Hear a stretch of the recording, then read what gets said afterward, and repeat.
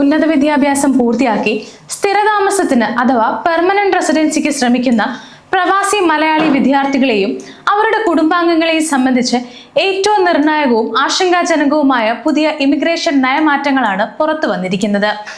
Canada immigration, refugees and citizenship വകുപ്പ് അടുത്തിടെ നടപ്പിലാക്കിയ കർശനമായ വർക്ക് പെർമിറ്റ് നിയന്ത്രണങ്ങളും പോസ്റ്റ് ഗ്രാജുവേഷൻ വർക്ക് പെർമിറ്റ് യോഗ്യതാ മാനദണ്ഡങ്ങളിലെ ഭേദഗതികളും മലയാളി വിദ്യാർത്ഥികളുടെ കാനഡ സ്വപ്നങ്ങൾക്ക് വലിയൊരു ചോദ്യചിഹ്നമായിരിക്കുകയാണ്. കാനഡയിലെ താൽക്കാലിക നിവാസികളുടെ എണ്ണം കുറയ്ക്കുന്നതിനും പ്രാദേശിക തൊഴിൽ വിപണിയെയും പാർപ്പിട മേഖലയെയും പുനഃക്രമീകരിക്കുന്നതിനുമായി കനേഡിയൻ ഫെഡറൽ സർക്കാർ നടപ്പിലാക്കുന്ന വിപുലമായ പദ്ധതിയുടെ ഭാഗമായാണ് ഈ കടുത്ത നടപടികൾ. ഇതുവരെ കാനഡയിൽ അംഗീകൃത പബ്ലിക് കോളേജുകളിലോ സർവകലാശാലകളിലോ പഠനം പൂർത്തിയാക്കുന്ന ഏതൊരു അന്താരാഷ്ട്ര വിദ്യാർത്ഥിക്കും പഠിച്ച കോഴ്സ് ഏതാണെന്നോ കാനഡയിലെ തൊഴിൽ വിപണിയിലെ ആവശ്യകത ഏതാണെന്നോ നോക്കാതെ തന്നെ 2 മുതൽ 3 വർഷം വരെ ദൈർഘ്യമുള്ള പോസ്റ്റ് ഗ്രാജുവേഷൻ വർക്ക് പെർമിറ്റ് അഥവാ PGWP ലഭിച്ചിരുന്നു.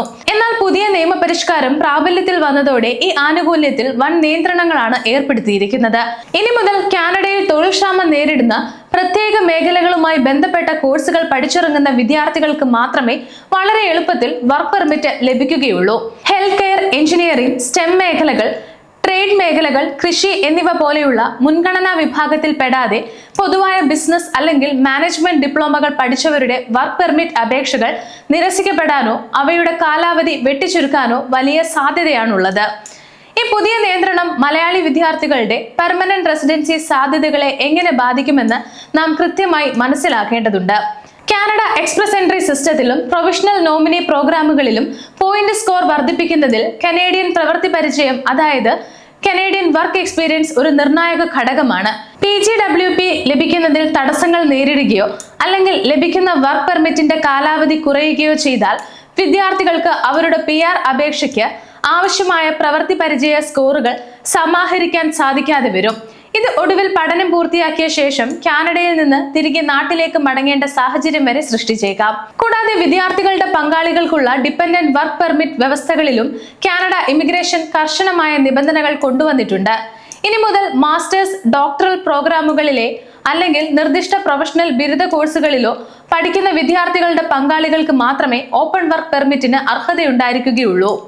സാധാരണ അണ്ടർ ഗ്രാജുവേറ്റ് അല്ലെങ്കിൽ ഡിപ്ലോമ കോഴ്സുകൾക്ക് ചേരുന്ന വിദ്യാർത്ഥികളുടെ പങ്കാളികൾക്ക് മുൻപ് ലഭിച്ചിരുന്ന സൗജന്യ തൊഴിൽ അനുമതി പൂർണ്ണമായും നിർത്തലാക്കിയിരിക്കുകയാണ്. ഇത് കാനഡയിലേക്ക് കുടുംബമായി കുടിയേറാൻ ആഗ്രഹിക്കുന്ന പ്രവാസി മലയാളികളുടെ സാമ്പത്തിക സുരക്ഷിതത്വത്തെയും ഭാവി ആസൂത്രണങ്ങളെയും ഗുരുതരമായി ബാധിച്ചിട്ടുണ്ട്. കാനഡയിലെ പ്രധാന പ്രവിശ്യകളായ ഒന്റാരിയോ, ബ്രിട്ടീഷ് കൊളംബിയ, ആൽബർട്ട എന്നിവിടങ്ങളിൽ പ്രാദേശിക ഇമിഗ്രേഷൻ നയങ്ങളും ഇതോടൊപ്പം കർശനമാക്കിയിട്ടുണ്ട്. പ്രൊവിൻഷ്യൽ നോമിനി പ്രോഗ്രാമുകൾ വഴി ലഭ്യമായിരുന്ന എളുപ്പ വഴികൾ അവസാനിപ്പിക്കുകയും തൊഴിൽദാതാക്കളുടെ ഇൻവിറ്റേഷൻ റൗണ്ടുകളിൽ ഉയർന്ന ഭാഷാ യോഗ്യതയും പ്രത്യേക തൊഴിൽ പരിചയവും നിർബന്ധമാക്കുകയും ചെയ്തിരിക്കുന്നു. കാനഡയിൽ നിലവിലുള്ള തൊഴിലില്ലായ്മ നിരക്കും പാർപ്പിട പ്രതിസന്ധിയും പരിഗണിച്ചാണ് സർക്കാരിന്റെ ഈ കടുത്ത നീക്കം. അതുകൊണ്ട് തന്നെ നിലവിൽ കാനഡയിൽ പഠനം നടത്തുന്ന മലയാളി വിദ്യാർത്ഥികളും വരാനിരിക്കുന്ന ഇൻടേക്കുകളിൽ കാനഡയിലേക്ക് ഉന്നത പഠനത്തിന് അപേക്ഷിക്കാൻ തയ്യാറെടുക്കുന്നവരും ഈ പുതിയ സാഹചര്യത്തെ വളരെ ജാഗ്രതയോടെ സമീപിക്കേണ്ടതാണ്. നിങ്ങൾ തിരഞ്ഞെടുക്കുന്ന കോഴ്സുകൾ കാനഡയുടെ ലേബർ മാർക്കറ്റ് നീഡ്സ് ലിസ്റ്റിൽ ഉൾപ്പെട്ടിട്ടുണ്ടോ എന്ന് കൃത്യമായി പരിശോധിക്കുക. വെറുമൊരു ഡിപ്ലോമ സർട്ടിഫിക്കറ്റിനേക്കാൾ ഉപരിയായി കാനഡയിൽ തൊഴിൽ സാധ്യതയുള്ള സ്കിൽഡ് മേഖലകൾ തിരഞ്ഞെടുക്കാൻ ശ്രദ്ധിക്കുക. ഔദ്യോഗിക IRCC മാർഗനിർദ്ദേശങ്ങൾ കൃത്യമായി മനസ്സിലാക്കി മാത്രം മുന്നോട്ട് പോകുന്നത് നിങ്ങളുടെ സമയവും സാമ്പത്തിക ഇമിഗ്രേഷൻ ഭാവിയും സുരക്ഷിതമാക്കാൻ സഹായിക്കും. ഇതേക്കുറിച്ചുള്ള നിങ്ങളുടെ അഭിപ്രായങ്ങൾ താഴെ കമന്റ് ചെയ്യുക. കൂടുതൽ ഇമിഗ്രേഷൻ വാർത്തകൾക്കായി ഗ്ലോബൽ സമയം സബ്സ്ക്രൈബ് ചെയ്യുക.